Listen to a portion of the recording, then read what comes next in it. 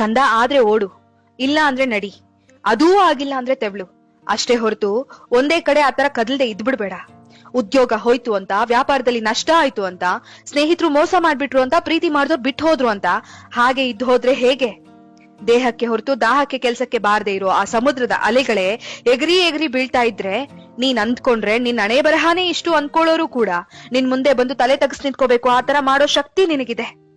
ಆದ್ರೆ ನಿನಗೆ ಬಂದ ಸ್ವಲ್ಪ ಕಷ್ಟಕ್ಕೆ ನೀನೇ ಈ ತರ ತಲೆ ತಗ್ಗಿಸ್ಬಿಟ್ರೆ ಹೇಗೆ? ಸೃಷ್ಟಿಯಲ್ಲಿ ಚಲನೆಯಲ್ಲಿರುವ ಯಾವ ಅಣುನು ಸುಮ್ನೆ ನಿಂತ್ಕೊಳ್ಳೋದಕ್ಕೆ ಸಾಧ್ಯನೇ ಇಲ್ಲ.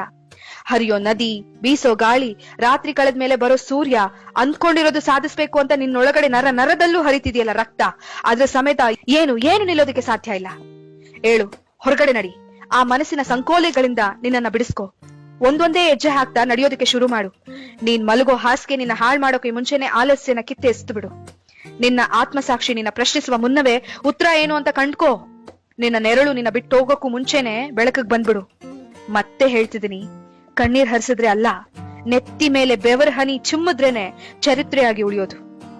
ಇದು ಓದಿದ್ರೆ ಪದಗಳು ಮಾತ್ರನೇ, ಆಚರಿಸಿದ್ರೆ ಅಸ್ತ್ರಗಳು. ನೀವ್ ಕೇಳ್ತಿದ್ದೀರಾ ಭಾವಗಳ ದನಿ. ನಾನು ಕನ್ನಡದ ಅಪ್ಪಟ ಅಭಿಮಾನಿ.